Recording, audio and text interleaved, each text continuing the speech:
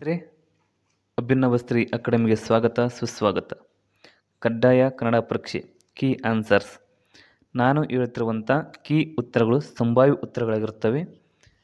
ಸರಿಯಾದ ಉತ್ತರ ಸರ್ಕಾರದ ವೆಬ್ಸೈಟಲ್ಲಿ ಬಿಡುಗಡೆಯಾಗುವಂಥ ಕೀ ಉತ್ತರಗಳೇ ಫೈನಲ್ ಆಗಿದ್ದು, ನಾವು ನಮ್ಮ ಜ್ಞಾನಕ್ಕೆ ಸಂಬಂಧಪಟ್ಟಂತೆ ಎಷ್ಟು ತಿಳಿದಿದೆಯೋ ಅಷ್ಟರ ಮಟ್ಟಿಗೆ ಸರಿಯಾದ ಉತ್ತರವನ್ನು ಹೇಳುವಂಥ ಸಣ್ಣ ಪ್ರಯತ್ನವನ್ನು ಮಾಡಲಾಗಿದೆ. ದಯಮಾಡಿ ಯಾವುದೇ ರೀತಿಯ ದೋಷಗಳು ಅಥವಾ ತಪ್ಪು ಉತ್ತರವಾಗಿದ್ದರೆ ಕಾಮೆಂಟ್ ಬಾಕ್ಸಲ್ಲಿ ಕಾಮೆಂಟ್ ಮಾಡೋದ್ರ ಮೂಲಕ ನಮಗೆ ತಿದ್ದುಕೊಳ್ಳಲು ಅವಕಾಶವನ್ನು ನೀಡಬೇಕಾಗಿ ತಮ್ಮಲ್ಲಿ ಕೇಳಿಕೊಳ್ಳುತ್ತೇವೆ. ಪ್ರಿಯ ವೀಕ್ಷಕರೇ, ಈಗ ನಾವು ಕಡ್ಡಾಯ ಕನ್ನಡ ಪರೀಕ್ಷೆ ಬಗ್ಗೆ ಅದರ ಕೀ ಉತ್ತರವನ್ನು ನೋಡಿಕೊಳ್ಳೋಣ.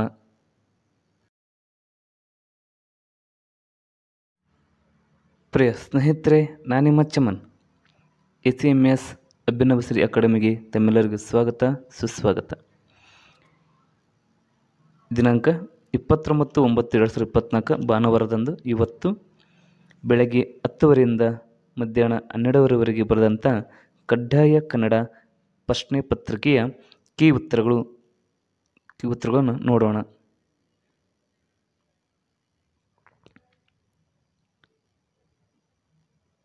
ಇನ್ಯಾಕೆ ತಡ, ನೇರವಾದ ಪ್ರಶ್ನೆಗಳಿಗೆ ನೇರವಾದ ಉತ್ತರವನ್ನು ಹೇಳ್ಕೊತ ಹೋಗೋಣ.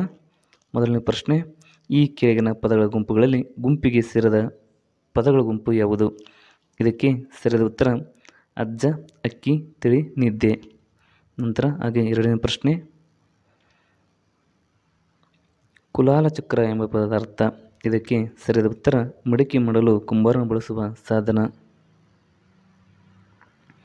ಹಾಗೆ ಮೂರನೇ ಪ್ರಶ್ನೆ, ಪಟ್ಟಿ 1 ಪಟ್ಟಿ 2 ಹೊಂದಿಸಿ ಬರೆಯಿರಿ. ಇಲ್ಲಿ ಇದಕ್ಕೆ ಸರಿಯಾದ ಉತ್ತರ 3.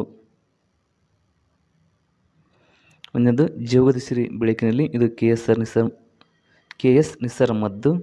ಮೂಡಲ ಮನೆಯ ಮುತ್ತಿನ ನೀರಿನ. ಇದು ದ ರಾ ಬೇಂದ್ರೆಂದು. ಆನಂದಮಯ ಈ ಜಗಹೃದಯ. ಇದು ಕುವೆಂಪಿಂದು. ಅಚ್ಚೇವು ಕನ್ನಡದ ದೀಪ. ಇದು DS ಕರ್ಕಿಯವರದು. ದೇಹವನ್ನು ಎಲ್ಲಿ ಎಂತೆ ಎಂಬುದು ಶಿವರುದ್ರಪ್ಪನವರು ಬರೆದಿರುವಂಥದ್ದು.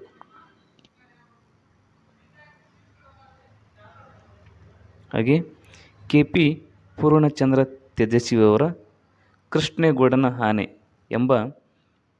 ಎಂಬುದು ಯಾವ ಸಾಹಿತ್ಯ ಪ್ರಕಾರಕ್ಕೆ ಸೇರಿದೆ? KP ಪೂರ್ಣಚಂದ್ರ ತೇಜಸ್ವಿಯವರ ಕೃಷ್ಣೇಗೌಡನ ಆನೆ ಎಂಬುದು ಯಾವ ಸಾಹಿತ್ಯ ಪ್ರಕಾರಕ್ಕೆ ಸೇರಿದೆ? ಇದಕ್ಕೆ ಸರಿಯಾದ ಉತ್ತರ ನೀಳಗತೆ. ಇದು ನಮ್ಮ PUC ಸೆಕೆಂಡ್ PUC ಕನ್ನಡ ಪಠ್ಯಪುಸ್ತಕದಲ್ಲಿ ದೊರೆಯುವಂಥ ಮಾಹಿತಿ. ನಂತರ ಕನ್ನಡದಲ್ಲಿ ಮೊಟ್ಟ ಮೊದಲ ಬಾರಿಗೆ ಉದ್ದಂಡ ಷಟ್ಪದಿ ಬಳಸಿ ರಚನೆಯಾದ ಕೃತಿ ಯಾವುದು?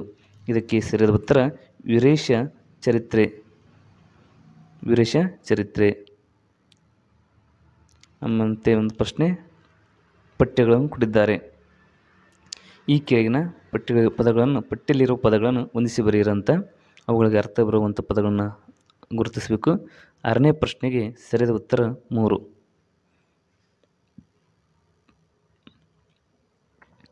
ಆಸ್ತಿ ಅಂದರೆ ಶ್ರದ್ಧೆ, ಉತ್ಕರ್ಷಣ ಅಂದರೆ ಏಳಿಗೆ, ಅಗ್ರಣಿ ಅಂದರೆ ಮುಂದಾಳು, ಇಶ್ಯುದಿ ಅಂದರೆ ಬತ್ತಳಿಕೆ. 7ನೇ ಪ್ರಶ್ನೆ, ಇದು ಕೂಡ ಲಾಂಗ್ ಇರುವಂಥದ್ದು ಪ್ರಶ್ನೆ. ಈ ಕೆಳಗಿನ ಪದಗಳನ್ನು ಅರ್ಥದೊಂದಿಗೆ ಹೊಂದಿಸಿ ಬರೆಯಿರಂತ ಕೇಳಿದ್ದಾರೆ. 7ನೇ ಪ್ರಶ್ನೆಗೆ ಸರಿಯಾದ ಉತ್ತರ 4.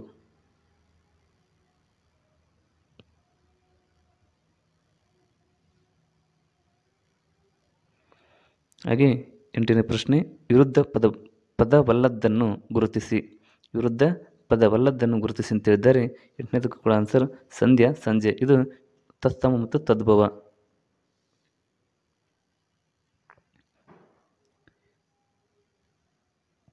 ಈ ಕೆಳಗಿನ ತತ್ಸಮ ತದ್ಭವವನ್ನು ಹೊಂದಿಸಿ ಬರೆಯಿರಿ. 9ನೇ ಪ್ರಶ್ನೆಗೆ ಸರಿಯಾದ ಉತ್ತರ 2.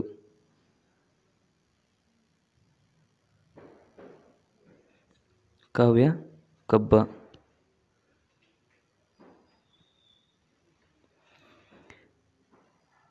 ಮನೆಯ ತನಕ ಎನ್ನುವುದು ಇದು ಯಾವ ಅವ್ಯಯಕ್ಕೆ ಸಂಬಂಧಪಡುತ್ತೆ? 10ನೇ ಪ್ರಶ್ನೆಗೆ ಸರಿಯಾದ ಉತ್ತರ ಇದು ತದ್ಯಂತಾಂತವ್ಯಯ. ಹಾಗೆ ಇದು ಕೃದಂತ ಭಾವನಾಮಕ್ಕೆ ಉದಾಹರಣೆ. ಕೃದಂತ ಭಾವನಾಮಕ್ಕೆ ಅಂತ ಕೇಳಿದರೆ ಇದಕ್ಕೆ ಸರಿಯಾದ ಉತ್ತರ ನೋಟ.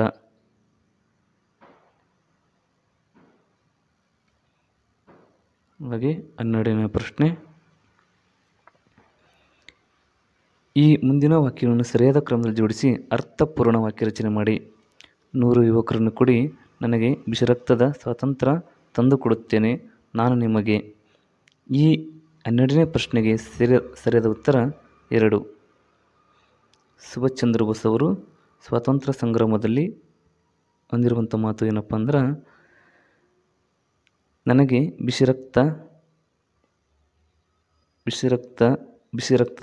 ಬಿಸಿರಕ್ತದ 100 ಯುವಕರನ್ನು ಕೊಡಿ, ನಾನು ನಿಮಗೆ ಸ್ವಾತಂತ್ರ್ಯವನ್ನು ತಂದು ಕೊಡುತ್ತೇನೆ ಎನ್ನುವುದನ್ನು ಅವರು ಹೇಳಿರುವಂಥದ್ದು. ಹಾಗೆ 13ನೇ ಪ್ರಶ್ನೆ, ಪಾಲಿಗೆ ಬಂದಿದ್ದು ಪಂಚಾಮೃತ. ಈ ವಾಕ್ಯ ಸೂಚಿಸುವ ಭಾವವನ್ನು ಗುರುತಿಸಿ. ಪಾಲಿಗೆ ಬಂದಿದ್ದು ಪಂಚಾಮೃತ. ಈ ವಾಕ್ಯಕ್ಕೆ ಯಾವ ಭಾವವನ್ನು ಸೂಚಿಸುವಂಥ ಭಾವವನ್ನು ಗುರುತಿಸಿ. 13ನೇ ಪ್ರಶ್ನೆಗೆ ಸರಿಯಾದ ಉತ್ತರ 3 ಆಗಿರುತ್ತೆ. ದೊರೆತದ್ರಲ್ಲಿ ಸಂತೃಪ್ತನಾಗಿರಬೇಕು. ಹಾಗೆ 14ನೇ ಪ್ರಶ್ನೆ, ತಾವು ಕಡಿಮೆ ಮಾತನಾಡಿದ್ದೀರಿ, ಹೆಚ್ಚು ಕೆಲಸ ಮಾಡಿದ್ದೀರಿ. ಈ ವಾಕ್ಯದಲ್ಲಿ ಅಡಿಗೆರೆ ಎಳೆದಿರುವಂಥ ಪದಗಳ ಮುಂದೆ ಬರುವಂಥ ಲೇಖನ ಚಿಹ್ನೆಗಳನ್ನು ಬಳಸಬೇಕಾಗಿದೆ. ಇದೊಂದು ಅಲ್ಪ ವಿರಾಮ ಮತ್ತು ಪೂರ್ಣ ವಿರಾಮ ಚಿಹ್ನೆಯನ್ನು ಬಳಸಬೇಕಾಗುತ್ತೆ. ಇದಕ್ಕೆ ಸರಿಯಾದ ಉತ್ತರ 2. 14ನೇ ಪ್ರಶ್ನೆಗೆ ಸರಿಯಾದ ಉತ್ತರ 2. ನಂತರ 15ನೇ ಪ್ರಶ್ನೆ, 5, 9, 8, 6, 7 ಅಡ್ಡಗೆರೆ ಎಳೆದ ಕನ್ನಡ ಅಂಕಿಗಳನ್ನು ಇಂಗ್ಲಿಷ್ ಅಂಕಿಯಲ್ಲಿ ಬರೆಯಿರಿ. ಸರಿಯಾದ ಉತ್ತರ ಯಾವುದು? 5, 9, 5 ಇದು ಕ್ಯಾನ್ಸಲ್, 5, 9, 2. ಇದಕ್ಕೆ ಸರಿಯಾದ ಉತ್ತರ 2.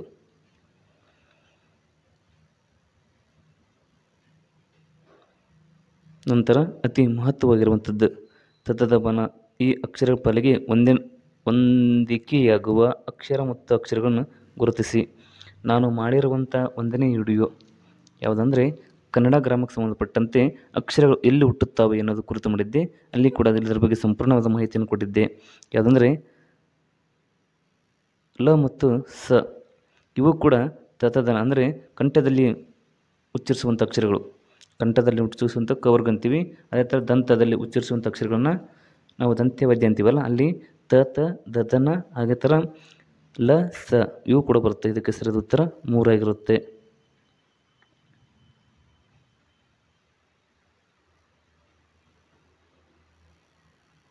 ಹದಿನೇಳನೇ ಪ್ರಶ್ನೆ ಭಾಳ ದೊಡ್ಡದಿರುವಂಥದ್ದು.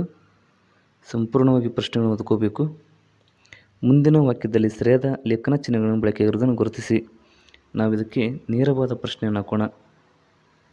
ಈ ಪ್ರಶ್ನೆಗೆ ಸರಿಯಾದ ಉತ್ತರ 9. ಸಂದರ್ಶನದಲ್ಲಿ ಅಧಿಕಾರಿಗಳು ನಿನಗೆ ಓದು ಬರೆಯುವುದಲ್ಲದೆ ಬೇರೆ ಯಾವ ಹಾಬಿ ಇದೆ ಎಂದಾಗ ಸೈಕಲ್ ಸವಾರಿ ಎಂದವಳು ಅಲ್ಲಿದ್ದ ಸೈಕಲನ್ನು ಏರಿ ಒಂದು ಸುತ್ತು ಬಂದಳು.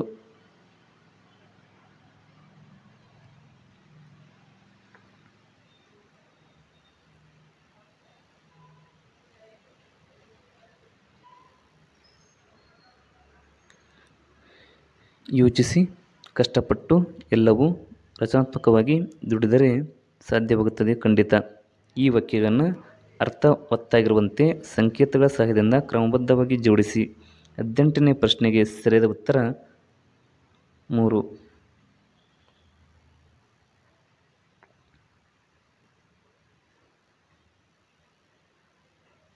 ಹಾಗೆ 19ನೇ ಪ್ರಶ್ನೆ, ಪದ ಮತ್ತು ಅರ್ಥಗಳನ್ನು ಹೊಂದಿಸಿ ಬರೆಯಿರಿ.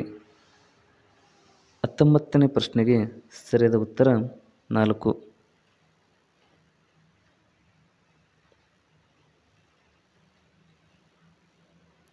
20ನೇ ಪ್ರಶ್ನೆ, ಪಟ್ಟಿ 1 ಪಟ್ಟಿ 2 ಹೊಂದಿಸಿ ಬರೆಯಿರಿ.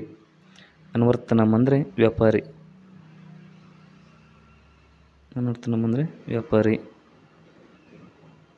ಅಂಥದ್ದೊಂದು ಪ್ರಕಾರವಾಚಕ. 20ನೇ ಪ್ರಶ್ನೆಗೆ ಸರಿಯಾದ ಉತ್ತರ 3. 1ಕ್ಕೆ 3, 2ಕ್ಕೆ 1ನೇದು ಹೊಸಬಿಟ್ಟೆ, 3ನೇದಕ್ಕೆ 4. 20ನೇ ಪ್ರಶ್ನೆಗೆ ಸರಿಯಾದ ಉತ್ತರ 3 ಆಪ್ಷನ್ಸ್ 3 ಆಗಿರುತ್ತೆ. ಹಾಗೆ 21ನೇ ಪ್ರಶ್ನೆ ಪಟ್ಟಿ 1 ಪಟ್ಟಿ 1ರೊಂದಿಗೆ ಪಟ್ಟಿ 2 ಹೊಂದಿಸಿ ಬರೆಯಿರಿ. 21ನೇ ಪ್ರಶ್ನೆಗೆ ನೇರವಾದ ಉತ್ತರ ಆಪ್ಷನ್ಸ್ 2.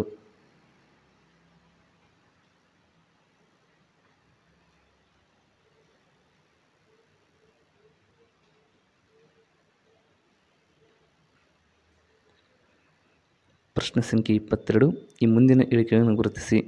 ಹೇಳಿಕೆ 1 ಗಳು ಪ್ರತ್ಯಯವು ಪುಲ್ಲಿಂಗ, ಸ್ತ್ರೀಲಿಂಗ, ನಪುಂಸಕಲಿಂಗಗಳಲ್ಲಿ ಕೆಲವು ಕಡೆ ಬರುತ್ತದೆ.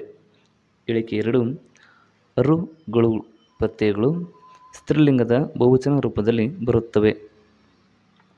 ಇಲ್ಲಿ ಹೇಳಿಕೆ 1 ಸರಿಯಾಗಿದೆ, ಆದರೆ ಹೇಳಿಕೆ 2 ಸ್ವಲ್ಪ ತಪ್ಪಾಗಿದೆ. ಹಾಗಾಗಿ ಇದಕ್ಕೆ ಸರಿಯಾದ ಉತ್ತರ 22ನೇ ಪ್ರಶ್ನೆಗೆ ಹೇಳಿಕೆ 2ನೇ ಹೇಳಿಕೆ ಏನಪ್ಪ ಅಂದ್ರೆ ತಪ್ಪು.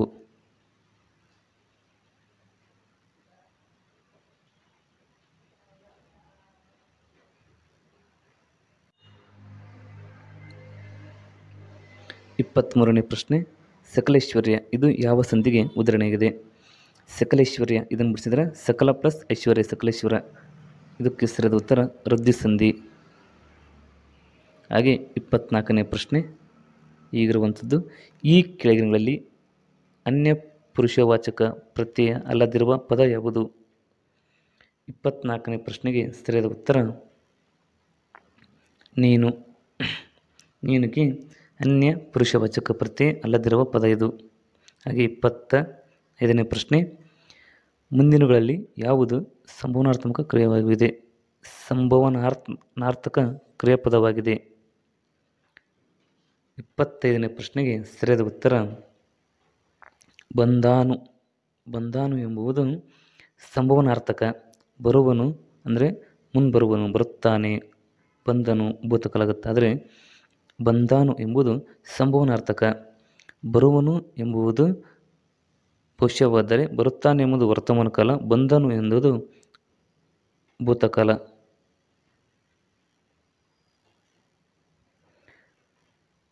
26ನೇ ಪ್ರಶ್ನೆ ಆಪದ್ಧರ್ಮ ಈ ಪದವನ್ನು ಬಿಡಿಸಿ ಬರೆಯಿರಿ.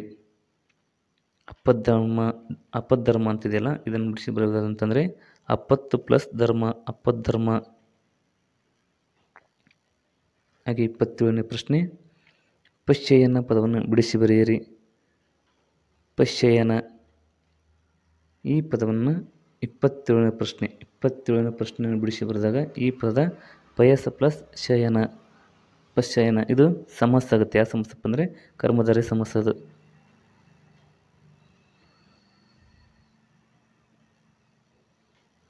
ಹಾಗೆ 28ನೇ ಪ್ರಶ್ನೆ ಉಡಾಯಿಸು ಪದವು ಧಾತುವಿನ ಯಾವ ರೂಪವಾಗಿದೆ? ಉಡಾಯಿಸು ಪದವು ಧಾತುವಿನ ಯಾವ ರೂಪವಾಗಿದೆ? ಇದು ಸಕರ್ಮಕ ಮತ್ತು ಅಕರ್ಮಕ ಧಾತು ಕೇಳಿದ್ರಲ್ಲ, ಹಾಗಾಗಿ 28ನೇ ಪ್ರಶ್ನೆ ಸರಿಯಾದ ಉತ್ತರ ಸಕರ್ಮಕ ಧಾತು. ಏನನ್ನು ಎಂಬ ಪ್ರಶ್ನೆ ಬಂತು ಅಂದರೆ ಏನನ್ನು ಎನ್ನುವಂಥ ಪ್ರಶ್ನೆಯನ್ನು ಹಾಕ್ಕೊಂಡಿವಿ ಅಂತಂದ್ರೆ ಕ್ರಿಯಾಪದ ಅಥವಾ ಕರ್ತು ಕರ್ಮ 3 ಪದಗಳು ಸೇರಿಕೊಂಡ್ರೆ ಮಾತ್ರ ಸಕರ್ಮ.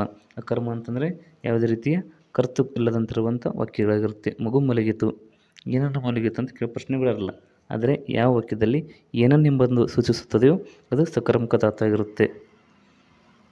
ನೆಕ್ಸ್ಟು 29ನೇ ಪ್ರಶ್ನೆಗೆ ಮೊದಲೆರಡು ಪದಗಳಿಗೆ ಸಂಬಂಧ ಇರುವಂತೆ ಮೂರನೇ ಪದಕ್ಕೆ ಸಂಬಂಧಿಸಿದ ರೂಪವನ್ನು ಬರೆಯಿರಿ.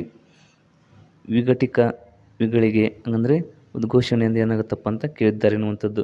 29ನೇ ಪ್ರಶ್ನೆಗೆ ಸರಿಯಾದ ಉತ್ತರ ಉಗ್ಗಡಣೆ. ನಂತರ 30ನೇ ಪ್ರಶ್ನೆ ಅತಿ ಸರಳವಾಗಿರುವಂಥದ್ದು ಸಾಬನು, ಪ್ರಾದಿ, ಮೇಜು ಈ ಪದಗಳು ಯಾವ ಭಾಷೆಯಿಂದ ಬಂದು ಕನ್ನಡದಲ್ಲಿ ಬಳಕೆಯಲ್ಲಿವೆ ಗುರುತಿಸಿ.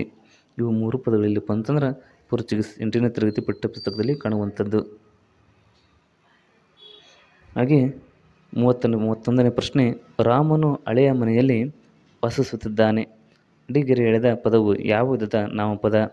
ಹಳೆಯ ಎಂಬುದಿದೆಯಲ್ಲ, ಇದು ಯಾವ ನಾಮಪದ ಅಂತ ಕೇಳಿದ್ದಾರೆ ಎನ್ನುವಂಥದ್ದು.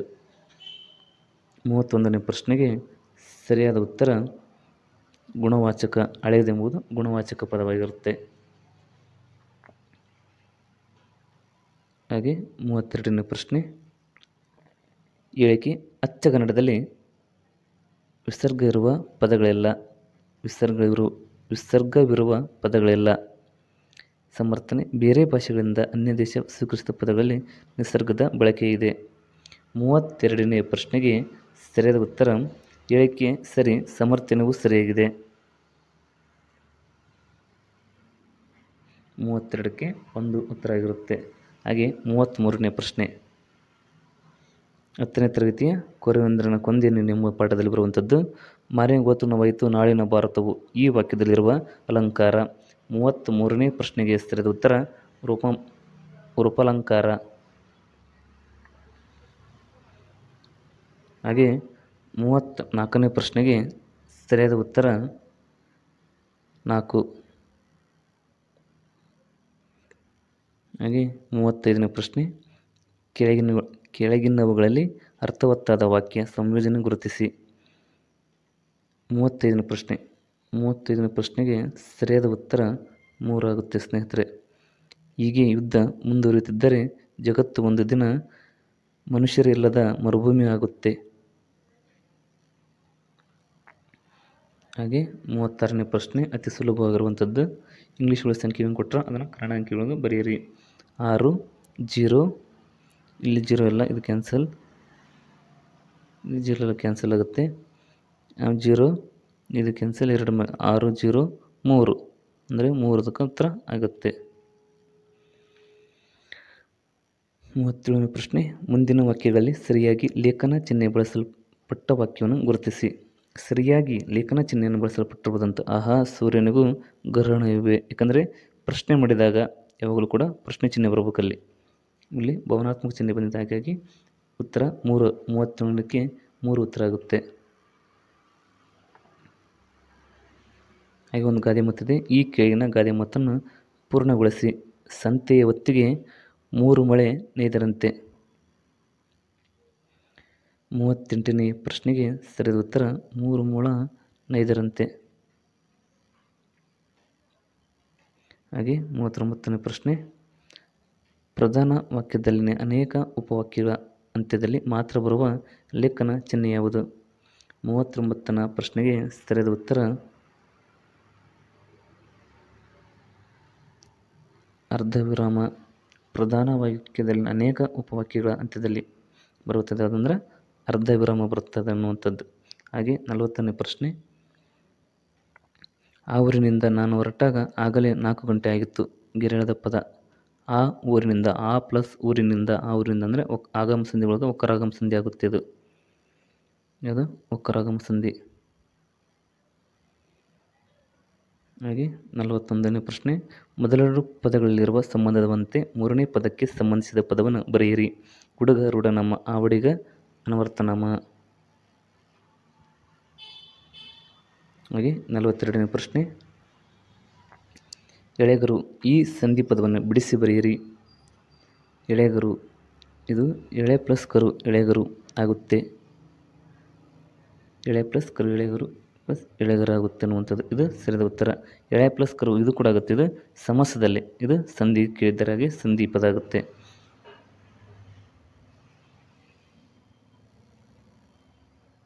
ಹಾಗೆ 43ನೇ ಪ್ರಶ್ನೆ, ಈ ಕೆಳಗಿನ ಸರಿಯಾದ ವಾಕ್ಯ ಸಂಯೋಜನೆಯನ್ನು ಗುರುತಿಸಿ. 43ನೇ ಸರಿಯಾದ ಉತ್ತರ 3 ಆಗುತ್ತೆ. 10ನೇ ಶತಮಾನವನ್ನು ಕನ್ನಡ ಸಾಹಿತ್ಯದ ಸುವರ್ಣಯುಗ ಎಂದು ಕರೆಯಲಾಗುತ್ತದೆ. 44ನೇ ಪ್ರಶ್ನೆ, ಮುಂದಿನ ಪದ ಜೋಡಣೆಗಳಲ್ಲಿ ಸರಿ ಹೊಂದದ ಜೋಡಣೆಯನ್ನು ಗುರುತಿಸಿ. ಇಲ್ಲಿ ಋಷಿ ಎಂಬುದು ಋಷಿ ಆಗಬೇಕು, ಇದು ತಪ್ಪಾದ ಜೋಡಣೆ ಆಗಿದೆ. ನಂತರ 45ನೇ ಪ್ರಶ್ನೆ, ಹೊಂದಾಣಿಕೆ ಸಾದ ಉತ್ತರ ಪ್ರಶ್ನೆ ಇದು. 45ನೇ ಪ್ರಶ್ನೆಗೆ ಉತ್ತರ ದಿಗ್ವಾಚಕ, ಕೆಟ್ಟದ್ದು ಒಳ್ಳೆಯದು ಎಂಬುದು ಗುಣವಾಚಕ ಸರಿಯಾಗಿರುವಂಥದ್ದು. ಸಂಖ್ಯಾವಾಚಕ ತಪ್ಪು, ನಾಮವಾಚಕ ತಪ್ಪು, ದೀರ್ಘೋಕ್ತಿ ಕೂಡ ತಪ್ಪು. ಹಾಗೆ 46ನೇ ಪ್ರಶ್ನೆ, ಅ ಪಟ್ಟಿಯಲ್ಲಿನ ತತ್ಸಮಗಳನ್ನು ಬ ಪಟ್ಟಿಯಲ್ಲಿನ ತದ್ಭವಗಳೊಂದಿಗೆ ಹೊಂದಿಸಿ ಬರೆಯಿರಿ. 46ನೇ ಸರಿಯಾದ ಉತ್ತರ 1. ಆಪ್ಷನ್ 1 ಇದಕ್ಕೆ ಸರಿಯಾದ ಉತ್ತರ. 47 ಗುಂಪಿಗೆ ಸೇರದ ಪದ ಜೋಡಿಸಿ ಬರೆಯಿರಿ. ಗುಂಪಿಗೆ ಸೇರದ್ದು 47ನೇ ಪ್ರಶ್ನೆ. ಸರಿಯಾದ ಉತ್ತರ ಡಿ ಮಾತ್ರ.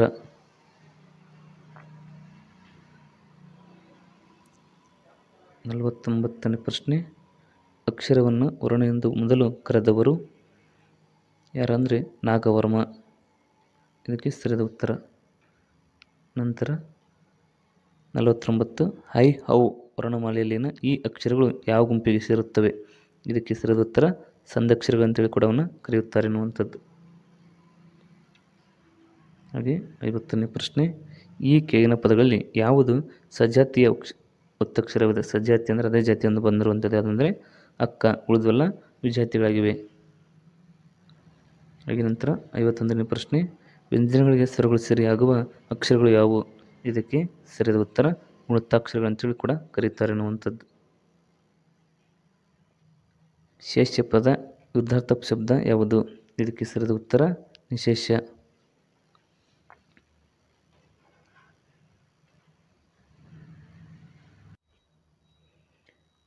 ಆದ್ಯ ಪದ ವಿರುದ್ಧ ಪದವನ್ನು ಗುರುತಿಸಿ. ಇದಕ್ಕೆ ಸರಿಯಾದ ಉತ್ತರ ಒದ್ದೆ. ಆರ್ದ್ಯದ ಸಮಾನಾರ್ಥ ಪದ ಒಣಗಿದ, ಶುಷ್ಕ ಆಗುತ್ತೆ. ಅದರ ವಿರುದ್ಧ ಪದ ಯಾವುದಪ್ಪ ಅಂತಂದ್ರೆ ಒದ್ದೆ ಅನ್ನುವಂಥದ್ದು. ಹಾಗೆ 54ನೇ ಪ್ರಶ್ನೆ. ವರ್ತಮಾನ ಕಾಲದಲ್ಲಿ ಧಾತುವಿಗೂ ಅಖ್ಯಾತ ಪ್ರತ್ಯಯಕ್ಕೂ ಮಧ್ಯಮದಲ್ಲಿ ಬರುವ ಕಾಲಸೂಚಕ ಪ್ರತ್ಯಯ ಯಾವುದು? 54ನೇ ಪ್ರಶ್ನೆಗೆ ಸರಿಯಾದ ಉತ್ತರ 1 ಉತ್ತ ವರ್ತಮಾನ ಕಾಲದ್ದು. 55ನೇ ಪ್ರಶ್ನೆ. ಈ ಮೇಜಿನ ಮೇಲುಭಾಗ ಕನ್ನಡಿಯಂತೆ ಥಳಥಳಿಸುತ್ತದೆ. ಅಡಿಗೆರೆ ಎಳೆದ ಪದವು ಯಾವ ಕಾಲವನ್ನು ಸೂಚಿಸುತ್ತದೆ? ಅದು ಥಳಥಳಿಸುತ್ತದೆ ಅಂದರೆ ಉತ್ತ ಬಂತು. ಇದು ವರ್ತಮಾನ ಕಾಲ ಎನ್ನುವಂಥದ್ದು. 55ಕ್ಕೆ ವರ್ತಮಾನ ಆಯಿತಾ. ಇವಾಗ 56ನೇ ಪ್ರಶ್ನೆ. ಈ ಕೆಳಗಿನ ಪದಗಳಲ್ಲಿ ಭಾವನಾಮಕ್ಕೆ ಉದಾಹರಣೆ ಇರುವ ಪದ ಯಾವುದು? ಭಾವನಾಮಕ್ಕೆ ಭಾವಕ್ಕೆ ಸಂಬಂಧಪಟ್ಟದ್ದೇ ಪ್ರೀತಿ, ಲವ್. ಹಾಗೆ 57ನೇ ಪ್ರಶ್ನೆ. ಉಕ್ಕರಿಸು ಪದ ಸಮಾನಾರ್ಥ ರೂಪ. ಉಕ್ಕರಿಸು ಪದ 57ನೇ ಪ್ರಶ್ನೆಗೆ ಸರಿಯಾದ ಉತ್ತರ ಕುದಿಸು.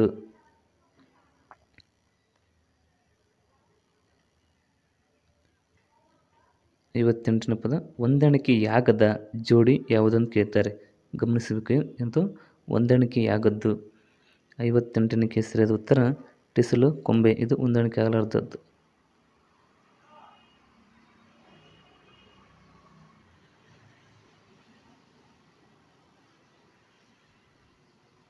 ಈ ಕೆಳಗಿನ ನೀಡಿರುವ ಪದಗಳಲ್ಲಿ ಸರಿಯಾದ ಅರ್ಥವುಳ್ಳ ಪದದ ಜೋಡಿಯನ್ನು ಗುರುತಿಸಿ. ಸರಿಯಾದ ಅರ್ಥ. 59ನೇ ಪ್ರಶ್ನೆ. 59ನೇ ಪ್ರಶ್ನೆ ಭವಗರ ಜಗಳ ಎನ್ನುವಂಥದ್ದು ಸರಿಯಾದ ಉತ್ತರ.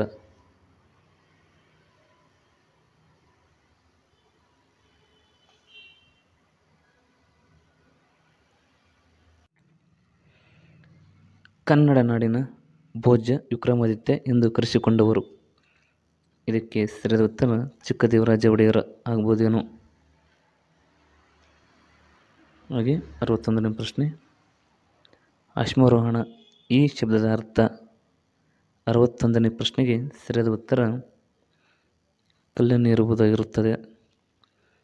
ಇವು ಸಂಭಾವ್ಯ ಪ್ರಶ್ನೆಗಳಾಗಿದ್ದು ನನ್ನ ಉತ್ತರಗಳು ಸಂಭಾವ್ಯವಾಗಿರುತ್ತವೆ.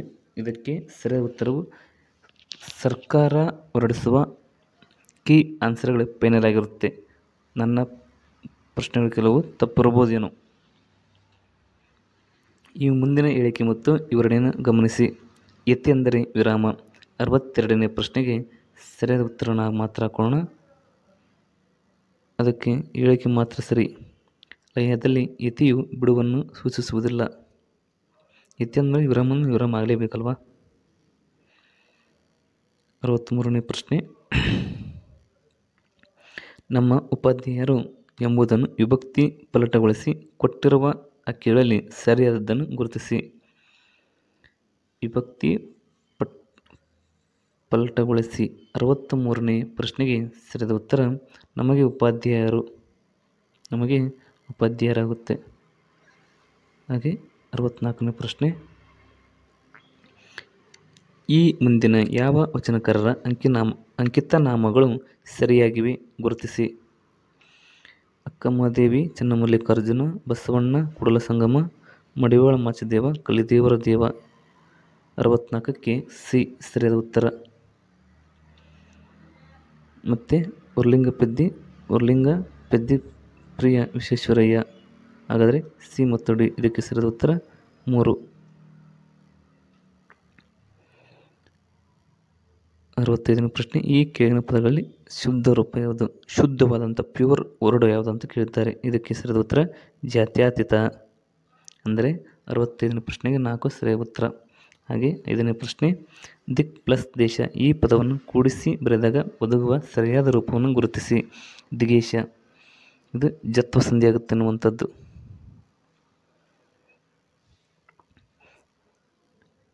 ಉದಕ, ಜಲ, ತೊಯ, ಸಲಿಲ, ಅಂಬು ಪದಗಳ ಸಮಾನಾರ್ಥ ಪದ ಮುಂದಿನಗಳಲ್ಲಿ ಯಾವುದು? 67ನೇ ಪ್ರಶ್ನೆಗೆ ಇದಕ್ಕೆ ಸರಿಯಾದ ಉತ್ತರ ಪಾನಿ, ವಾಟರ್ ಆಗುತ್ತೆ. ಕನ್ನಡ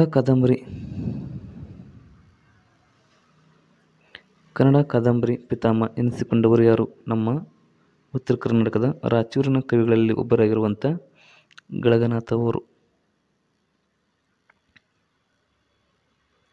ಈ ಮುಂದಿನ ಕವಿ ಕೃತಿಗಳಲ್ಲಿ ಸರಿಯಾದ ಆಯ್ಕೆಯನ್ನು ಗುರುತಿಸಿ. ದ ರಾ ಬೇಂದ್ರೆ ಅವರದು ನಾದಲೀಲೆ, ಇದು ಸರಿಯಾದ ಉತ್ತರ. ತಿಳಿದಂಡ, ಇದು ಗಿರೀಶ್ ಕಾರ್ನಾಡ್ದದು. ಗುಂಪಿಗೆ ಸೇರಿದ ಪದವನ್ನು 70ನೇ ಪ್ರಶ್ನೆಗೆ ಸರಿಯಾದ ಉತ್ತರ ಬೇಸಿಗೆ. 71ನೇ ಪ್ರಶ್ನೆ, ಕಾಂತಾರ ಇದರ ಸಮಾನಾರ್ಥ ಪದಗಳ ರೂಪಗಳು. ಕಾಂತಾರ ಅಂದರೆ ಅರಣ್ಯ,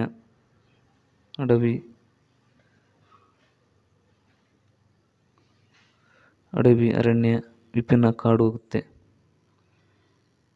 ಹಾಗೆ 72ನೇ ಪ್ರಶ್ನೆ, ಇಷ್ಟು ಎಂಬುದು ಪರಿಮಾಣವಾಚಕ.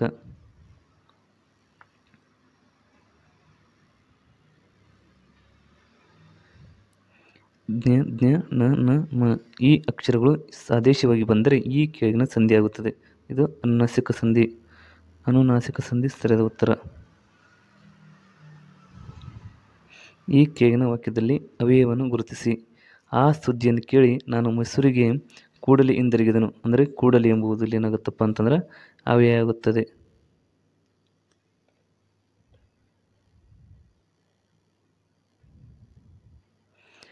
ಕನ್ನಡ ಅಂಕಿಗಳು ಯಾವ ಭಾಷೆಯ ಲಿಪಿ ಮೂಲದಿಂದ ರೂಪ ಪಡೆದಿವೆ? ಮೂಲತಃವಾಗಿ ಇವೆಲ್ಲ ಬ್ರಾಹ್ಮಿ ಲಿಪಿಯಿಂದ. 76ನೇ ಪ್ರಶ್ನೆ, ಅಟ್ಟ ಮೇಲೆ ಒಲೆ ಉರಿಯಿತು, ಕೆಟ್ಟ ಮೇಲೆ ಬುದ್ಧಿ ಬಂತು. ಇದು ಯಾವ ಅಲಂಕಾರಕ್ಕೆ ಉದಾಹರಣೆಯಾಗುತ್ತೆ? 76ನೇ ಪ್ರಶ್ನೆಗೆ ಸರಿಯಾದ ಉತ್ತರ ದೃಷ್ಟಾಂತ ಅಲಂಕಾರ.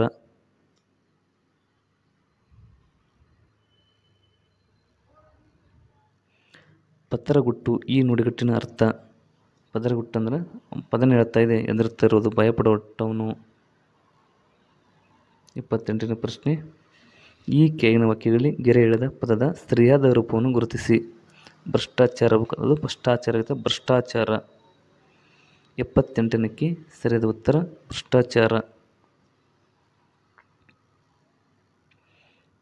79ನೇ ಪ್ರಶ್ನೆ, ಕೆಳಗಿನ ಪದದ ಸರಿಯಾದ ರೂಪವನ್ನು ಗುರುತಿಸಿ. ಪಾರಮಾರ್ಥಿಕ ಎಂಬುದು ಸರಿಯಾದ ಉತ್ತರವಾಗಿರುತ್ತೆ. 79ಕ್ಕೆ 3. 80ನೇ ಪ್ರಶ್ನೆ, ಮುಂದಿನವುಗಳಲ್ಲಿ ಯಾವುದು ಶಬ್ದಾಲಂಕಾರ ಅಲ್ಲ ಅಂತ ಕೇಳಿದ್ದಾರೆ. ಇದಕ್ಕೆ ಸರಿಯಾದ ಉತ್ತರ 80ನೇ ಪ್ರಶ್ನೆಗೆ ಸರಿಯಾದ ಉತ್ತರ ಕ್ಲೇಶ ಎಂಬುದು ಶಬ್ದಾಲಂಕಾರ ಅಲ್ಲ. ಹಾಗೆ 81ನೇ ಪ್ರಶ್ನೆ, ಫಾರೆನ್ಸಿಕ್ ಸೈನ್ಸ್ ಪದದ ಕನ್ನಡ ಸಂವಾದಿ ರೂಪ ಯಾವುದು? ಇದು ವಿಧಿ ವಿಜ್ಞಾನ. 82ನೇ ಪ್ರಶ್ನೆ, ಏಕೈಕ ಪದವು ವೃದ್ಧಿ ಸಂಧಿಗೆ ಉದಾಹರಣೆಯಾದರೆ ಊರಿನಲ್ಲಿ ಪದವು ಯಾವ ಸಂಧಿಗೆ ಉದಾಹರಣೆಯಾಗುತ್ತದೆ? ಇದು ಲೋಪಸಂಧಿ. ಅವರು ಕೊಟ್ಟಿದ್ದಾರೆ ಏಕೈಕ ಪ್ಲಸ್ ಏಕೈಕ ವೃದ್ಧಿ ಸಂಧಿ ಆದರೆ ಊರು ಪ್ಲಸ್ ಅಲ್ಲಿ ಊರಲ್ಲಿ, ಇದು ಲೋಪಸಂಧಿ. 83 ಕೊಳುವಾರೆ ಪದದ ಗ್ರಾಂಥಿಕ ರೂಪ ಯಾವುದು? ಕೊಳುವಾರೆ. 83 ಸರಿಯಾದ ಉತ್ತರ ಕಳುಹಿಸಿದ್ದಾರೆ.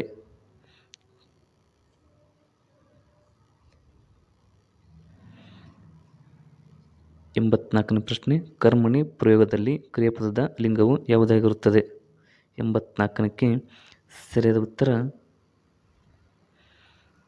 ಇದು ಮೈಸೂರು ಸರ್ಕಾರದವರು 1978ರಲ್ಲಿ ಪ್ರಕಟಗೊಳಿಸಿದ ಕಡ್ಡಾಯ ಕನ್ನಡ ಅಥವಾ ಕನ್ನಡ ಗ್ರಾಮರ್ ಪಠ್ಯಪುಸ್ತಕದಲ್ಲಿ ಇರುವಂಥ ಉತ್ತರವಾಗಿರುತ್ತದೆ. ನಂತರ ಮುಂದಿನ ಪದಗಳಲ್ಲಿ ಗುಂಪಿಗೆ ಸೇರದಿರುವುದನ್ನು ಗುರುತಿಸಿ. ನೀಡಿ, ನಡೆಯಲ್ಲಿ, ಬನ್ನಿ, ಮಾಡಿರಿ. 85ಕ್ಕೆ ಸರಿಯಾದ ಉತ್ತರ ಮಾಡಿರಿ ಎಂಬುದು ಗುಂಪಿಗೆ ಸೇರದ್ದು. ನೀಡಿ, ಬನ್ನಿ, ಮಾಡಿರಿ ಎನ್ನುವುದಾಗುತ್ತೆ. ನಡೆಯಲಿ, ಇಲ್ಲಿ ಮಾಡಿರಿ ಎಂಬ ಪದವನ್ನು ಗುಂಪಿಗೆ ಸೇರದಿರುವಂತ ತೆಗಿಬೋದು. ನಂತರ 86ನೇ ಪ್ರಶ್ನೆ, ಆನೆಗೆ ಗಜ, ಕರಿ ಸಮಾನಾರ್ಥ ಪದಗಳಾದರೆ ಸರ್ಪಕ್ಕೆ ಇರುವ ಸಮಾನಾರ್ಥ ಪದವನ್ನು ಗುರುತಿಸಿ. ಸರ್ಪ, ಹಾವು, ಅದಕ್ಕೆ ನಂತರ ಅಹಿ ಮತ್ತು ಉರಗ ಅಂತ ಕರೀತಾರೆ. 87ನೇ ಪ್ರಶ್ನೆ,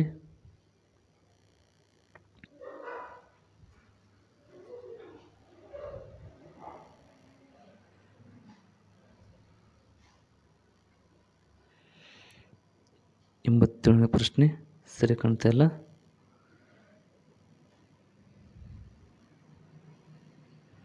87ನೇ ಪ್ರಶ್ನೆ, ಇದಕ್ಕೆ ಸರಿಯಾದ ಉತ್ತರ ಮೇಲಿನ ಎಲ್ಲವೂ.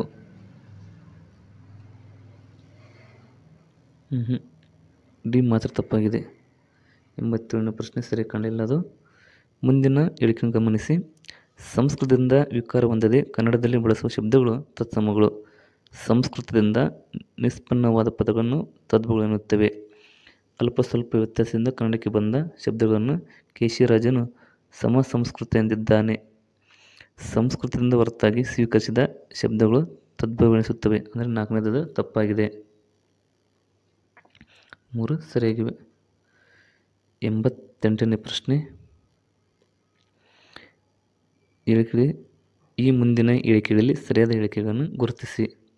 ವಿಭಕ್ತಿ ಪ್ರತ್ಯಯಕ್ಕೆ ಸಂಬಂಧಪಟ್ಟಂತೆ 88ನೇ ಪ್ರಶ್ನೆಗೆ ಸರಿಯಾದ ಉತ್ತರ ಎ ಮತ್ತು ಸಿ ಇದಕ್ಕೆ ಸರಿಯಾಗಿರುತ್ತದೆ. ಹಾಗೆ 89ನೇ ಪ್ರಶ್ನೆ, ಹರಿಸಮಸ ದೋಷ ಯಾವ ಸಂದರ್ಭಗಳಲ್ಲಿ ಕಂಡು ಬರುವುದಿಲ್ಲ ಅಂತ ಕೇಳಿದ್ದಾರೆ. ಯಾವ ಸಂದರ್ಭ ಕಂಡು ಬರುವುದಿಲ್ಲ ಅಂದ್ರೆ ವಿರುದ್ಧಾವಳಿಗಳಲ್ಲಿ ಕ್ರಿಯಾ ಸಮಾಸ ಮತ್ತು ಗಮಕ ಸಮಾಸಗಳಲ್ಲಿ ಏನಂಥದ್ದು ಕಂಡು ಬರುವುದಿಲ್ಲ. ಇದಕ್ಕೆ ಸರಿಯಾದ ಉತ್ತರ 1. 90ನೇ ಪ್ರಶ್ನೆ, ಭೀಮನು ತನ್ನ ಬಲಗಾಲಿನಿಂದ ಚೆಂಡನ್ನು ಒದ್ದನು. ಈ ವಾಕ್ಯದಲ್ಲಿ ಬಳಕೆಯಾಗಿರುವ ಪ್ರತ್ಯಯಗಳನ್ನು ಕರಕರ್ತಗಳೊಂದಿಗೆ ಹೊಂದಿಸಿರಿ.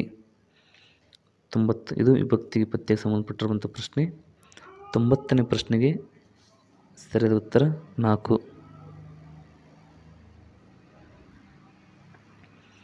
91ನೇ ಪ್ರಶ್ನೆ, ಅಕ್ಷರ ದೋಷ ಇಲ್ಲದ ಪದವನ್ನು ಬಿಡಿಸಿ. ಅಕ್ಷರ ದೋಷ ಇಲ್ಲದ್ದು, ಇದರ ಅಕ್ಷರ ದೋಷ ಇಲ್ಲ. ಸಚ್ಚಿದಾನಂದ ಇದೆ, ಧನಸ್ಸು ಇದೆ, ಅಷ್ಟೈಶ್ವರ್ಯ ಇದೆ, ಆರ್ತಿವಾದ ಎಂಬುದು ದೋಷ ಇಲ್ಲದಂಥ ಪದ.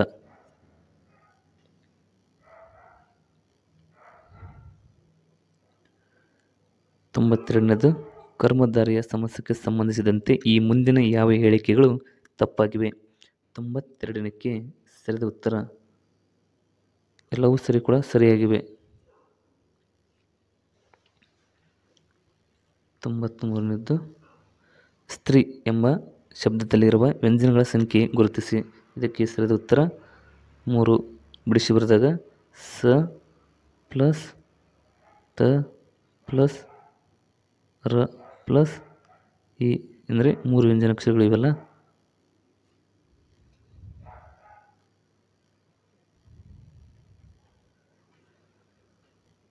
ಇದಕ್ಕೆ ಸರಿಯಾದ ಉತ್ತರ 3. 94ನೇದಕ್ಕೆ, ಅನುಸ್ವಾರ ಮತ್ತು ನಿಸರ್ಗ ಎರಡನ್ನೂ ಒಳಗೊಂಡಿರುವ ಪದಗಳಲ್ಲಿ ತಪ್ಪಾದ ಪದ ಯಾವುದು? ಅಂತರಂಗ ಇದು ತಪ್ಪಾಗಿರುವಂಥ ಪದ ಆಗಿರುತ್ತೆ.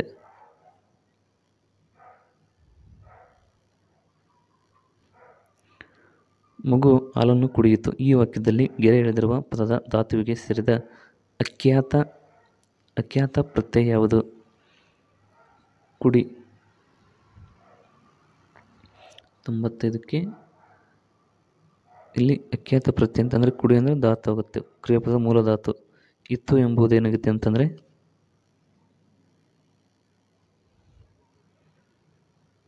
ಇಲ್ಲಿ ಗಮನಿಸಬಹುದು. ಕುಡಿಯಿತು.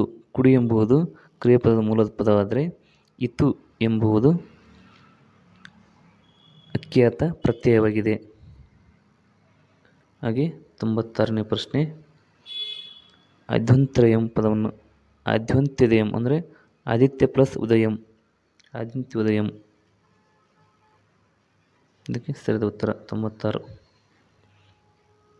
97ನೇ ಪ್ರಶ್ನೆ, ಸರಿಯಾದ ಜೋಡಿಗಳನ್ನು ಗುರುತಿಸಿ. 97ಕ್ಕೆ ಸರಿಯಾದ ಉತ್ತರ 3, ಎ ಮತ್ತು ಸಿ ಸರಿಯಾಗಿವೆ.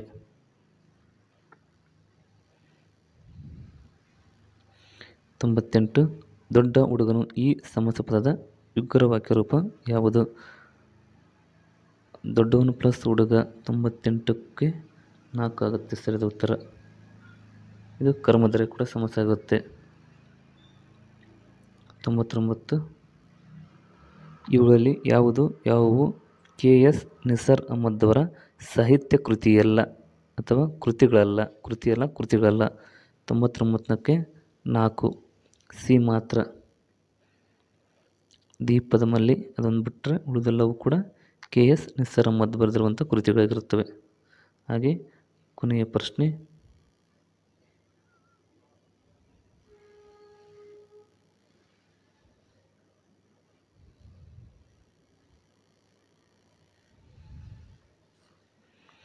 ಈ ಮುಂದಿನ ವಾಕ್ಯದ ಪ್ರಕಾರವನ್ನು ಗುರುತಿಸಿ.